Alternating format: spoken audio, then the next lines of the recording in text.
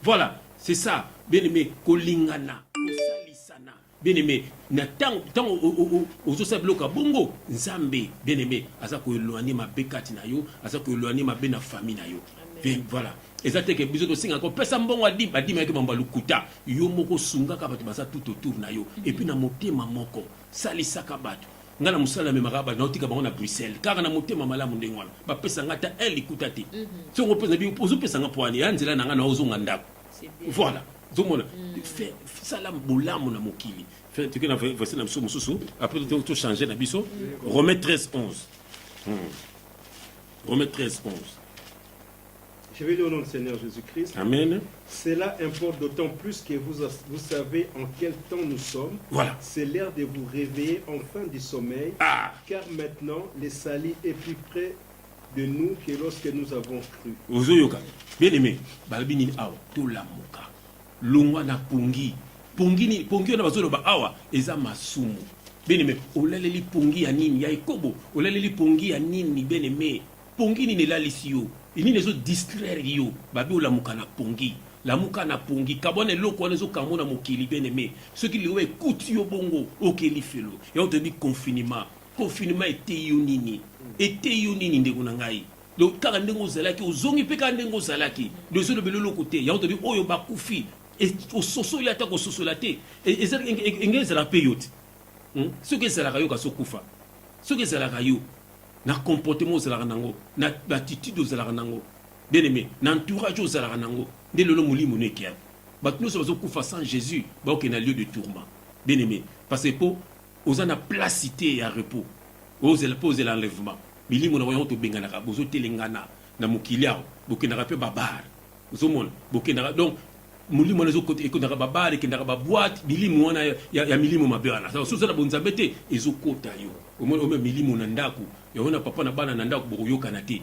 yona bana na ndako bokoyokana te po ozomema milimo mabe ozona ngo na ndako voilà et puis soko mpe na ndako osambelaka te mwana nzambe so abimaki azongi ndako fo asambela na porte mpo tozalaka na bademo oyo bademo d'accompagnement oyo balandaka bato so amoni bademo balandaka bato moni en parlant de ça napesi mbote na sœur na biso mami tete la choko mami choko wana sœur na biso yoka témoignage apesaki biso mpo na teaki makambo tokende na ndako na ye abi na nga frère Jeff oza na raison makambo lobi eyelaki ngai omoni heureusement oteaki biso le sœur akende kotika mwana na classe azongi na ndako asambeli lobi nango so aketika mwana na classe amoni papa moko alandi ye papa ngo ayebisa yebi mama limbisanga nzambe osambelaka continue kotika te abi po nini abi nga nde omoni nga awa nana nga moto misala mabe nasepelaki na yo fo mona mwasi kitoko nga bajarno onda bambongo babaki foku fo mona belle fille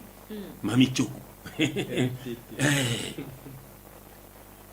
sikoyo ser na biso wana papa wana ayebisa bi omoni nga nalandaki yo to namoni ozokende na moni ndenge oza nabimaki na frère tangi lela ayebi nabimaki na nzoto na nga nalandaki yo donc ti okola ndako nonga mpe nakotaki nao na ndako ayebisa explike nga ndako na yo ayebisa explike nga ndako na nga explike ndako no porte eza boye toilette boye abi foto moko ya boye donc kaka ndenge explike abi ntonga okoti na ndako ntango obandi kaka kosambela na moni moto yango na kimi wana zonga so eza te abinga nayaka bongo ntango nakomona ndako lobi nango na ye nakomi nanga mari de nuit na yo voilà bene omoni makambo elekaka na mokili bademo d'accompagnement bazalaka abi ntango kosambelaki wana makambo nga namonaki nakozonga su te yango naye koyebisa yo nzambe na wana continue omoni bien aimé omoni mango komona bamari de nuit ozomona yo oyebaka na yo te mpo nini demo d'accompagnement nani yango accompagnaka yo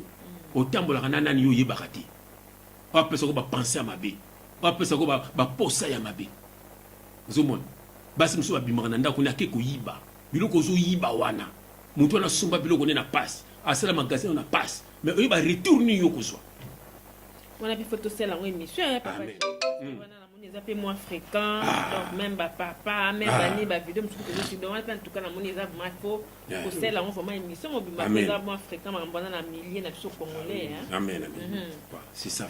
Voilà, en tout cas, merci beaucoup papa Jeff, on est qui bongo si j'ai n'abisso bon sentiment que on les ont mérité pendant émission, mon photo fan de la napo, conseil ça bien, ils ont touché donc amen. En tout cas, on dit que jour on a posé à moi des questions. Pour on dirait vraiment peine on est na bando kamaté. Quelle grâce. Donc vraiment ekozala esengo mingi. Papa Jeff. Amen, amen. Le thème n'a là qui la vie après confinement et puis plus la mort de maman Mi. Amen, amen. Maman Mi a autotika biso paix à son âme et puis bah condoléances na famille à maman Mi Mobimba aux abonnements na ye a Kofi Olomide ba Nico baza ebele ba nyonso te présenter ba condoléances. Alors papa Jeff yo outaki kuna obetela biso makambo ebele explica au vanda même nanda ka maman Mi et tout ça parce que donc Kofi tangazwaki yo donc atayo vraiment wana nanda donc c'est que vous apenza mwana oyo yebi pena maman bien. Alors to lina no bisa biso nano ba souvenir nini ya bien oyo za nango pona maman na biso oyo autotika biso. Déjà la koloba jamais paix à son âme. Les amis ne faut pas tout le barayango. Ah bon? Parce que paix à son âme wana donc frère nga tenga son verset moko na Luc chapitre 20 verset 38. OK. Luc chapitre 20 verset 38 que l'on fait tenga tanga. Je vais lire au nom du Seigneur Jésus. Amen. Or, Dieu n'est pas un Dieu de mort, mais des vivants, car pour lui tous sont vivants. Oyoki, Dieu n'est pas un Dieu des morts, mais des vivants. Et là, qui signifie tant que mon toise ko vivre na masumu, ce qui mon toana a koufi, tant que paix à son âme ne sera pas en paix. Parce que voilà, comme dans le slogan, que son âme repose en paix. Non, non, non, il ne sera pas en paix. Pourquoi j'ai dit cela? Maman mia sa maman na biso. Obi nanga ba témoignage malamu. Ba souvenir malamu ezaka kandenge to lobaka. Po to lobeli ba souvenir ya mabe. Eza pona ko détruire te, mais pona ko construire ye na libota na ye na bato ba yebaki ye. Biso da bana nzambe to ko banga te. Ko ba supporter ngako. To ke na malembe. To lobaka malembe to loba boye souvenir à bien. Souvenir à bien dans notre banel oya bien ça que Alisa biso voilà alinga ki biso tozalaki na ye pour vana ndaku ne quand même donc voilà donc souvenir à bien ka yango wana to ya rapé na Oshwe alambaka surtout nga ya na lobaka ngo déjà abo na biloko ya Antoine ya Johnny kona ya JF alongola ba biloko na ponga longwa na ndako na alba wana baninga nanga bosa so mama ya sumba kate pona abime ya fana ya biloko fali ya na ndako azo lia ngo na musta awa na Oshi par na ndako voilà donc quelque part souvenir à bien ka yango na bon na ko ba pia mabe oui mais ya bien on pousse boy bon ya ka yango ti pour na ndenga bien mabe ne lega ke belé mabe lega ke belé bandeko bolimbisa ngai omoni ata neti petite sœur na biso Rafine Tumba makambo alobaki vrai mais mabe kaka azalaki na sagesse ya kolobela yango alobaki yango un peu brutal yango eshokaki bato ebele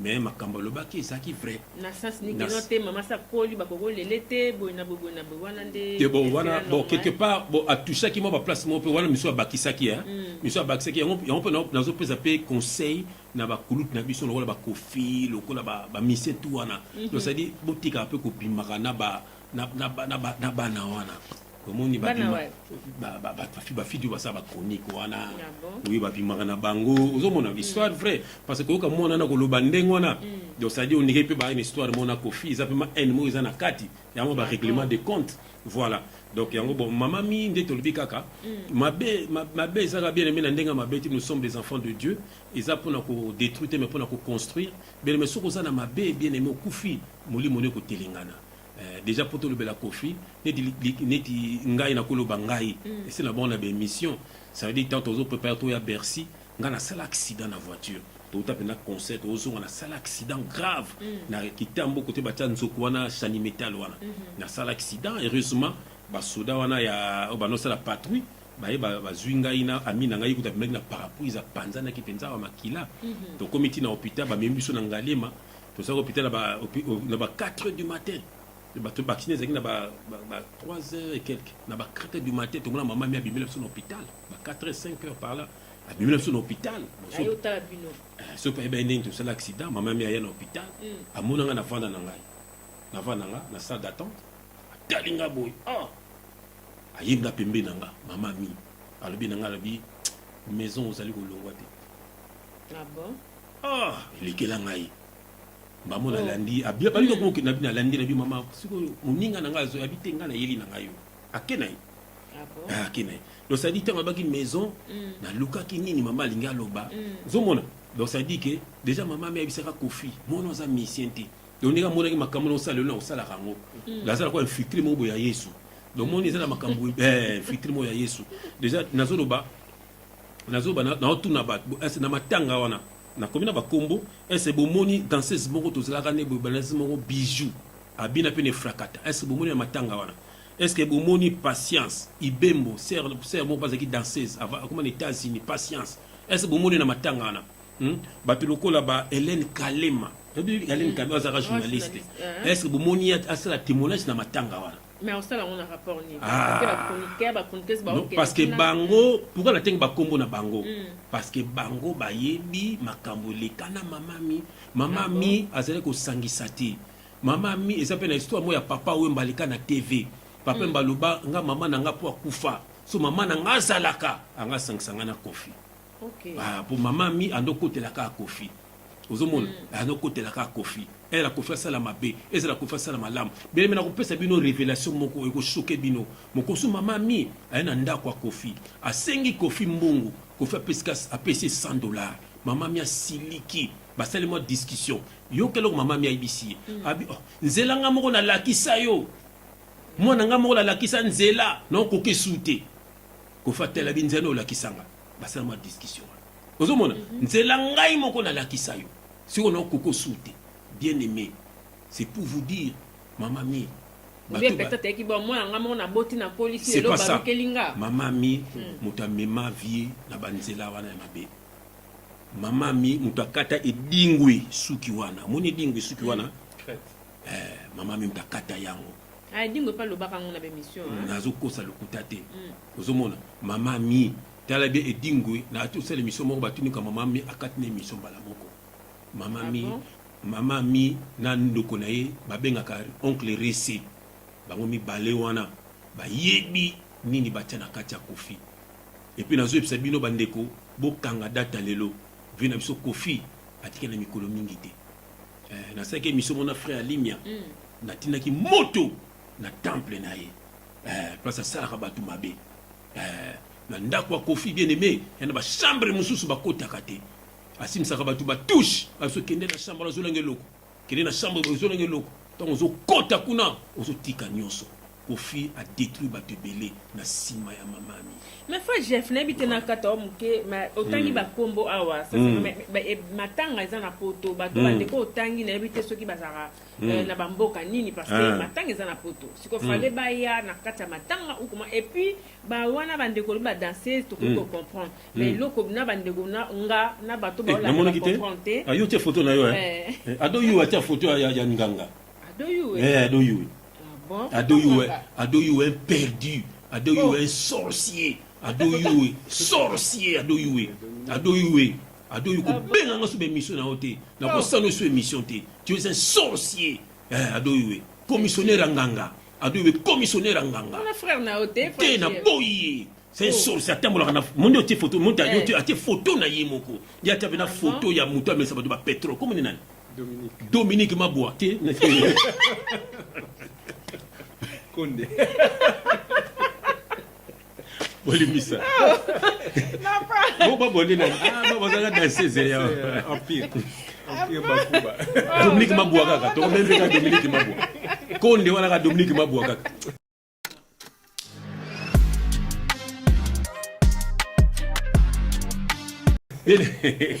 atambolaka na photo ya Dominique Konde wana idolâtrie Ou ça sponsor na ye peut-être. Te na photo ayebisaka na bato ke bokende pa na ye sele oyo aloba yango apresenta sele oyo ye amesaka bato bapétrole. C'est un sorcier, c'est un nganga. Maintenant que j'y pense, tant ado yo yambara bato mais la bon ba boisson moko voilà ba biloko moko exotique et puis avant ba mela faut ba sala ba incantation moko voilà abondeni oui ba lo ba biloko mona ko lo baté ba lo ba biloko mais frère c'est que pour mela ki yango ngablo na sala ki yango te asa yo te ba tu ko ba biloko ba bozi ba biloko na mukomboji boke nango bote bosala oui incantation ba bosala après bomeli est-ce que ba tiri logie de pétrole na et puis yoka tout ça sinisaka bango alobana bango yo moko